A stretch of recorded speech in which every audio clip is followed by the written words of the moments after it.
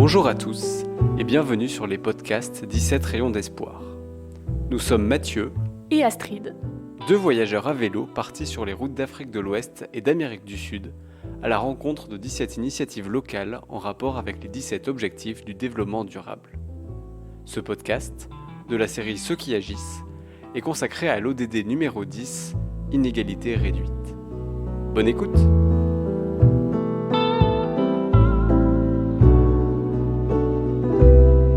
On est au Bignona Vélo Club et on vient de rencontrer Lamine qui se déplace en tricycle. Donc c'est une sorte de fauteuil roulant qui peut avancer avec un système de pédale avec les mains, donc avec une chaîne comme sur un vélo plus classique. Et Lamine venait réparer son tricycle. Il nous a parlé de l'association dans laquelle il fait partie sur le handicap. Et c'est parti, on va aller visiter ça tout de suite à l'improviste. C'est donc à Bignona, ville moyenne au sud du Sénégal, que nous découvrons l'antenne départementale de la Fédération des personnes en situation de handicap, présidée par Amadou Lamine Souané. Dès mon enfance, j'étais malade et mon papa m'a amené à l'hôpital avec un coup de piqûre. Je ne sais pas quel est le médicament qui était là-bas. À l'époque, c'était voilà.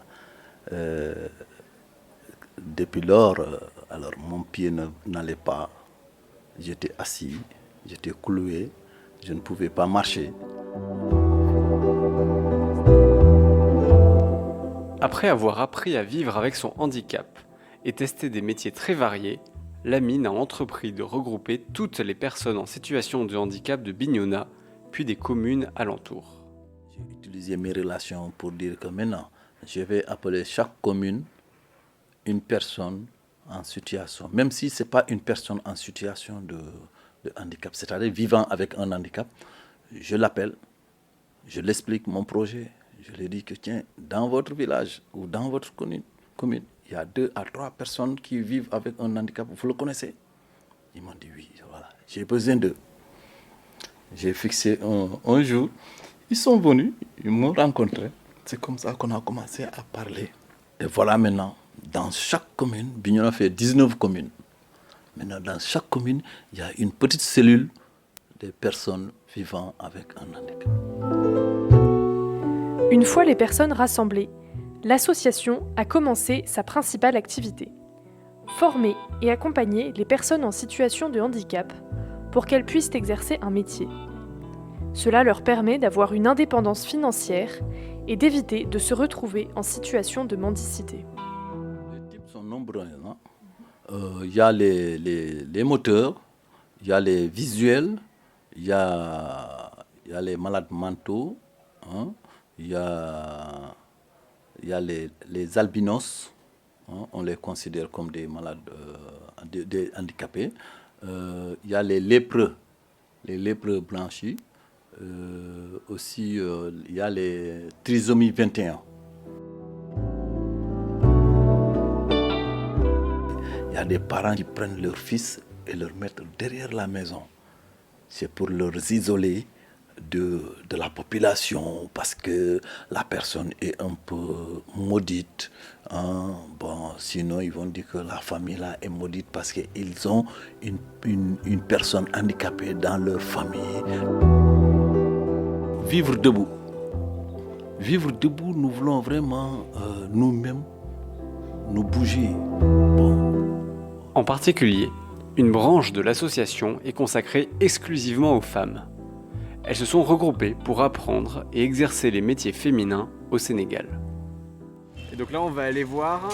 Oui, on va aller voir la section féminine qui aussi fait des travaux de couture, de formation. Elles font aussi de la teinture, du batik.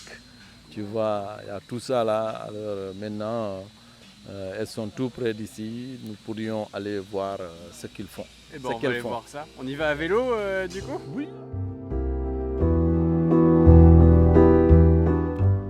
Kasumai.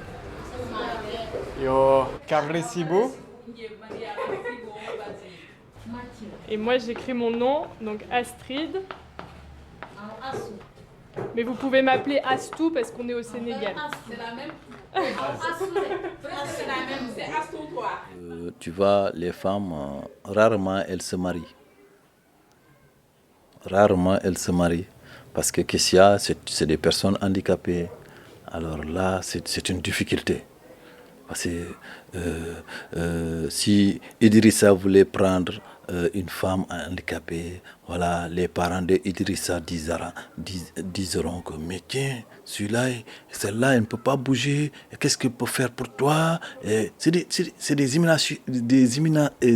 imaginations non fondées, en tout cas. C'est une personne comme toute autre personne. On est en train de faire un renforcement de capacité pour la couture. D'accord. Maintenant, on coupe, on trace, après on coupe. Quand on finit ça, on va prendre le tissu. On dit que c'est une section féminine. Parce que c'est eux qui sont plus que vulnérables que nous. Voyez-vous, les dames. Sinon, elles vont faire les petits couloirs là pour que, voilà, après ils auront quelque chose. C'est pas bon. Ils vont se vendre. Vous comprenez un peu là?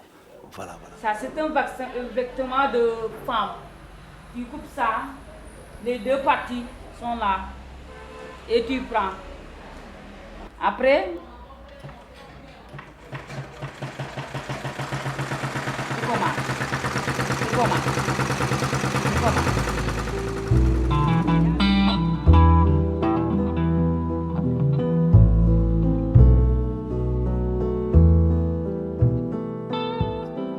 Les dames qui faisaient la couture nous ont réservé un accueil incroyablement chaleureux.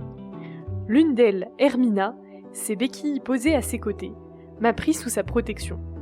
Tout au long de notre visite, elle m'appelait Astou, ma fille, et ça m'a fait chaud au cœur. Donc en fait là, on est à côté de l'endroit où les femmes vont faire la teinture. Il y a des grandes bassines rondes. Pour l'instant, il y a juste de l'eau et des tissus blancs. On voit qu'il y a quelque chose qui est en train de chauffer, donc on pense que c'est par là que la teinture va se faire. Tout le monde est masqué parce que ça sent pas très bon.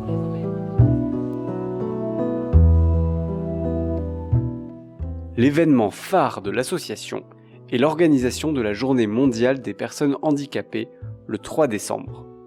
Cette année, elle se déroulera à Thionkessil, une commune du département de Bignona.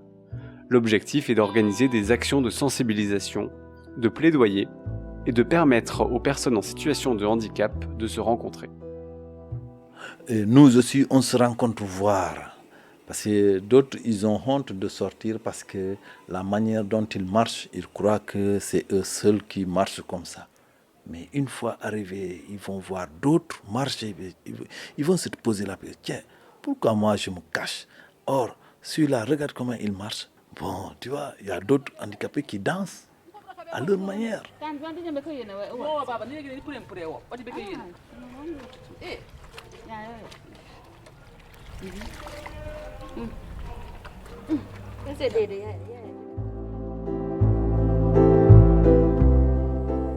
J'ai été très heureux de rencontrer Lamine. Celui-ci m'a impressionné par son dynamisme et sa capacité à faire face aux événements de la vie. Ce fut un grand plaisir de pédaler à ses côtés.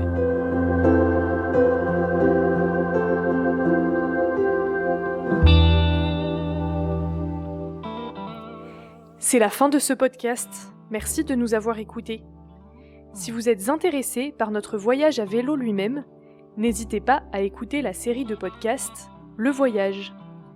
Vous pouvez aussi nous suivre sur le blog et sur Instagram, dont les liens sont en description. À bientôt. À bientôt.